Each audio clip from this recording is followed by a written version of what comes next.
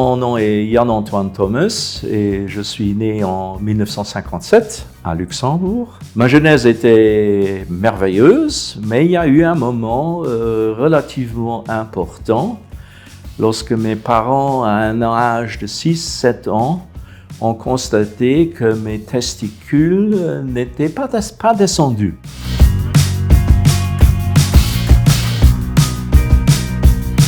Alors bien sûr, on a pris une initiative avec notre docteur et le docteur a dit « Tiens, il y a des injections qu'on peut faire pour justement procéder à ce que ces testicules descendent. » Alors continuons et maintenant venons sur la deuxième étape.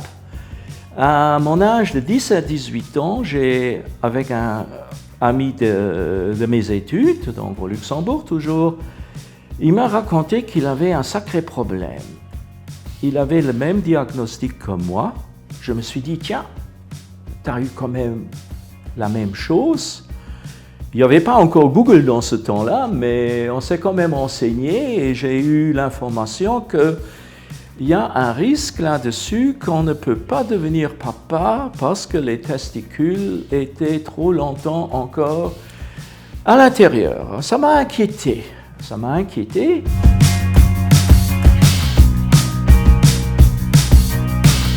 Je me suis donc adressé au planning familial et bien sûr à la rencontre avec le docteur Madame Marie-Paul Molitor-Pfeffer qui m'a chaleureusement reçu, qui a bien sûr un peu regardé et dit tiens, c'est pas un genre, c'est pas la question de tous les jours, mais à ton âge, tu t'inquiètes sur ton rôle futur de papa?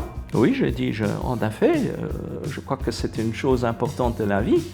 Alors là-dessus, elle m'a fait une ordonnance. Elle m'a fait une ordonnance de faire un test mon matériel, ma semence, pour ce qui pourrait se faire par après. Et on a attendu quelques jours pour le résultat.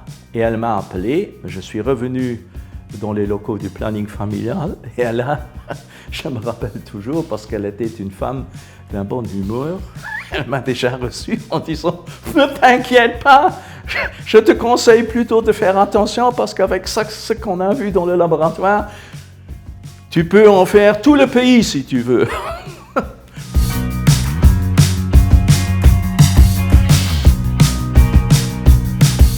Saviez-vous que dans beaucoup de pharmacies, on n'a même pas pu acheter des préservatifs?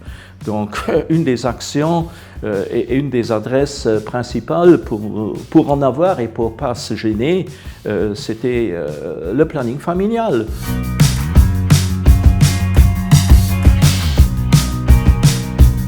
Oui, tout à fait, et je dirais même un peu plus, elle a secoué notre société.